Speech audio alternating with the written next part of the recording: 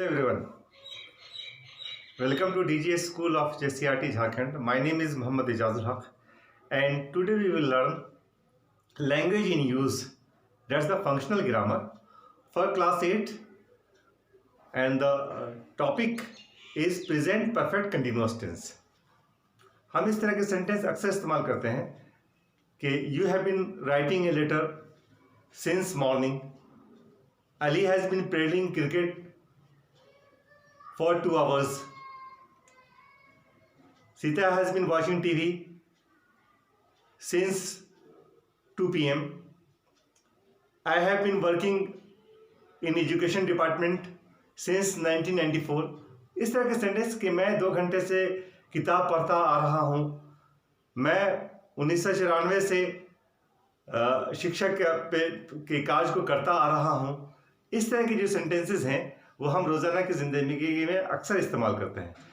इस तरह के सेंटेंस ऐसा शो करते हैं कि हमने कोई काम पास्ट में शुरू किया है और वो काम अभी भी चल रहा है. ऐसे सेंटेंस को हम लोग प्रेजेंट परफेक्ट कंटिन्यूअस टेंस कहते हैं.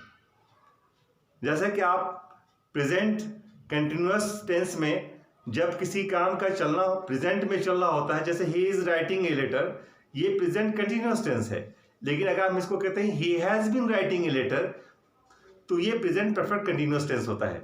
प्रेजेंट कंटिन्यूअस और प्रेजेंट परफेक्ट कंटिन्यूअस में अंतर ये है कि he is writing a letter, he is writing a letter, वो एक खत लिख रहा है.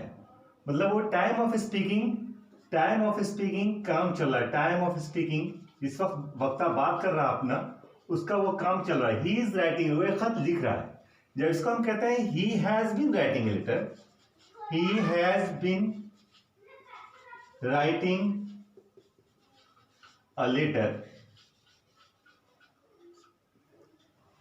इसका मतलब ये आता है, इससे ये बात समझ में आती है कि काम पहले शुरू हुआ था और काम अभी भी जारी है, या अभी से कुछ पहले वो काम खत्म हुआ है. जैसे अगर हम देख लेते हैं कि ये एक टाइम लाइन है और यहाँ पे कोई काम, ये 4 AM है, यहाँ 6 AM. टाइम ऑफ स्पीकिंग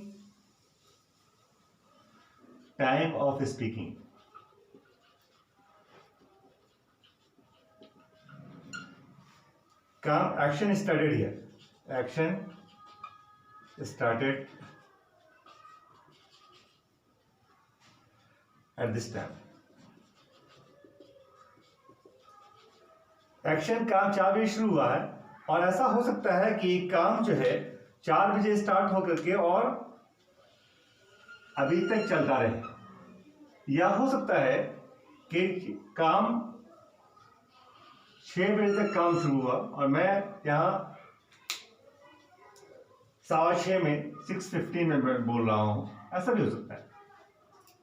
या इससे ऐसा प्रतीत होता है कि बस थोड़े लम्हे पहले ये काम खत्म हुआ है. तो इस तरह के जो सेंटेंसेस होंगे जिसमें हम ये शो करते हैं कि काम पास्ट में शुरू हुआ और अभी टाइम ऑफ स्पीकिंग से पहले या टाइम ऑफ स्पीकिंग के वक्त में काम खत्म हुआ है, तो उस तरह के सेंटेंसेस को हम लोग प्रेजेंट परफेक्ट टेंस में हम लोग शो करते हैं. इसमें 3 चीजें होती हैं. या तो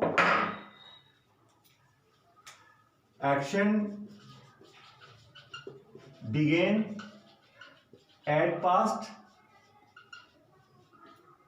and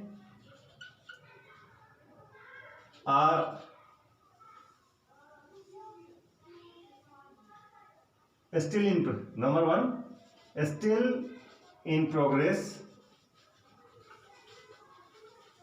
Second thing, just finished.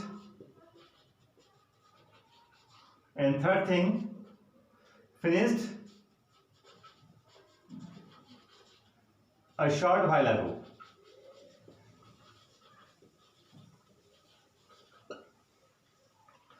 ये 3 बातें उसमें आती हैं. चाहे तो काम अभी जारी है, जो जो पास्ट में शुरू हुआ था, या अभी फौरन खत्म हुआ है, या कुछ लम्हे पहले खत्म हुआ है।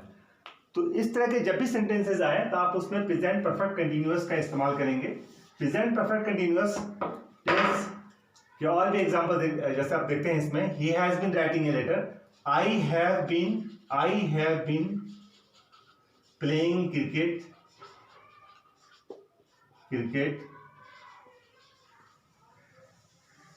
Ram has been watching TV, you have been eating since 2 PM। ये जितने भी सेंटेंसेस हैं वो प्रेजेंट परफेक्ट कंटिन्यूअस को दिखाते हैं। He has been, I have been, Ram has been, you have been eating। आप देखें इसमें कुछ पैटर्न आपको नजर आता है क्या? कौन सा पैटर्न नजर आता है? एक तो ये सारे सब्जेक्ट हैं,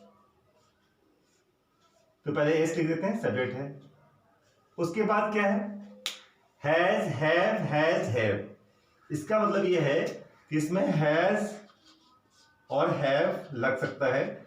आप जानते हैं कि हैज का प्रयोग हम करते हैं जब थर्ड पर्सन सिंगुलर नंबर होता है तो उसके साथ हैज का प्रयोग करते हैं, और first person, second person and जितने भी प्लूरल होते हैं उसके साथ हैव का प्रयोग करते हैं। उसके साथ और क्या है? बीन भी लग रहा है इसमें, बीन कॉमन है सब में। उसके बाद आप देखिए कि राइटिंग, प्लेइंग, वॉचिंग, ईटिंग, एक ये है कि वर्ब का जो चौथा फॉर्म होता है, जो इंग फॉर्म होता है, वो है इसमें, इसको हम लोग कहते हैं इंग फॉर्म। और उसके बाद ऑब्जेक्ट है,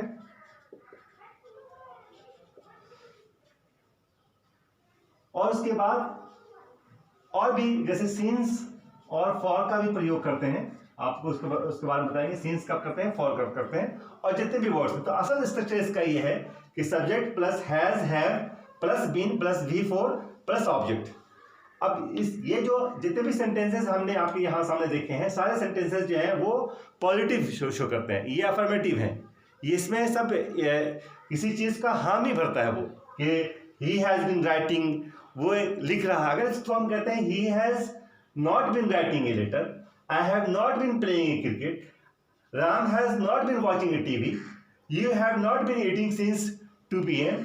इस तरह के जो सेंटेंसेस होंगे वो निगेटिव कहलाएंगे। तो उसको भी देख लेते हैं हम लोग कि इसको निगेटिव कैसे बनाते हैं।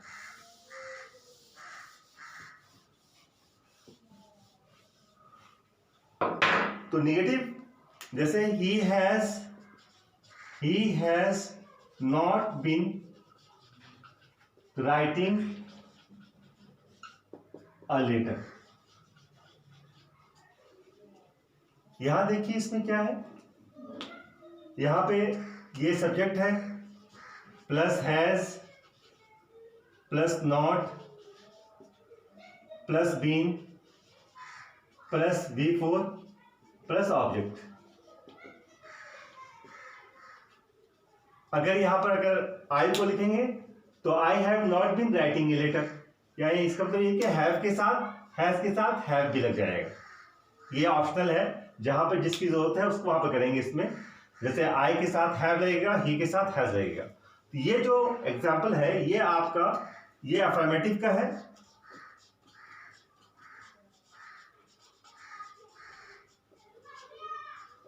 और ये निगेटिव का है।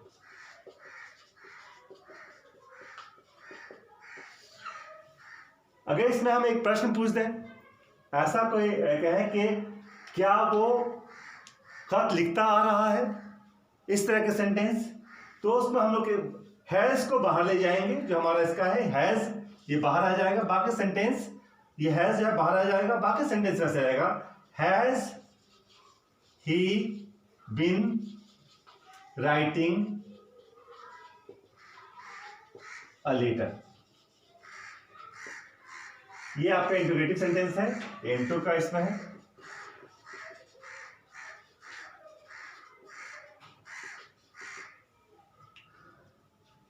क्या वो एक खत लिखता आ रहा है? इसी में अगर नेगेटिव बनाते हैं, क्या वो एक खत लिखता नहीं आ रहा है? Has he not been writing a letter. तो इस प्रकार हम देखते हैं कि जो सेंटेंस का एक स्ट्रक्चर है, उस स्ट्रक्चर के जरिए हम प्रेजेंट परफेक्ट टेंस के अफर्मेटिव, निगेटिव, इंट्रोगेटिव नेगेटिव और WH के जो नेगेटिव इंट्रोगेटिव्स हैं वो सब भी बना सकते हैं। इसमें इस बात का सिर्फ ख्याल रखना है इसमें कि वैसे सेंटेंसेस इस्तेमाल करेंगे जिसको हमने पास्ट में शुरू किया है और उसका वो काम उसका चाहे तो अभी खत्म हुआ है या कुछ लम्हे पहले खत्म हुआ है। इसमें एक चीज और एग्जांपल आप देख लें। इसमें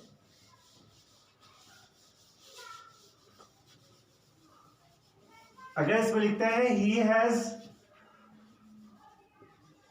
he has been writing a letter since 1 PM, वो एक खत लिखता आ रहा है, 1 बजे से एक खत लिखता आ रहा है। और इसको अगर दूसरे तरीके से लिखें तो he has been writing a letter for 1 hour या 2 hour, 1 hour। दोनों सेंटेंस के स्ट्रक्चर एक ही हैं, लेकिन जब हम किसी पॉइंट ऑफ टाइम की बात करते हैं, पॉइंट ऑफ टाइम,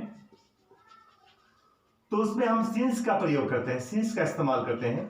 और जब हम पीरियड के ऑफ टाइम की बात करते हैं, पीरियड ऑफ टाइम, उसमें हम लोग फॉर का इस्तेमाल करते हैं। जैसे यहां पर 1 आवर, 2 days, 4 weeks, 3 years, इस तरह के जो सेंटेंस हैं उसमें हम लोग फॉर का प्रयोग करेंगे। Point of time, since morning, since 1994, since 1 PM, since Eid, किसी एक खास फेस्टिवल का आपने जिक्र कर दिया तो उसमें हम लोग सिंस लगेगा।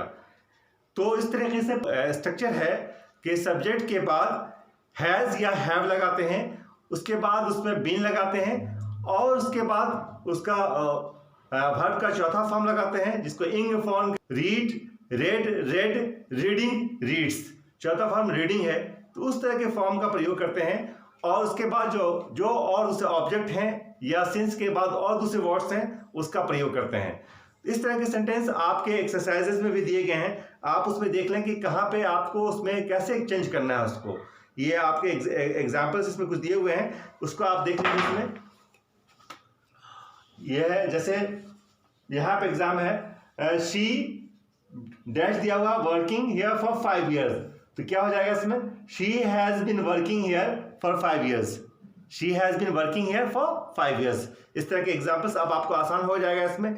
और इसका जो पास्ट परफेक्ट कंटिन्यूअस टेंस है उसमें कोई ज़्यादा फर्क नहीं है, सिर्फ इसमें हैज़ और हैव के बदले आप हैड लगाते हैं, बाकी सब सेम होता है। हैव और हैज़ के बदले सिर्फ हैड लगाते हैं। यहाँ जैसे हमने ये लगाया हैव और हैज़, तो यहाँ पे ये चेंज हो जाएगा, ये हैड लग जाएगा। He had been writing a letter, he had been writing a letter, वो एक खत लिखता रहा था, तो उसमें हम लोग पास्ट परफेक्ट कंटिन्यूअस टेंस कहते हैं इसमें। और वो उसके भी एग्जाम्पल्स आपको दिए गए हैं। आई थिंक आप ये जो अभी आपने कुछ बातें सीखी हैं तो उन एग्जाम्पल्स को करना आपके लिए आसान हो जाएगा। धन्यवाद।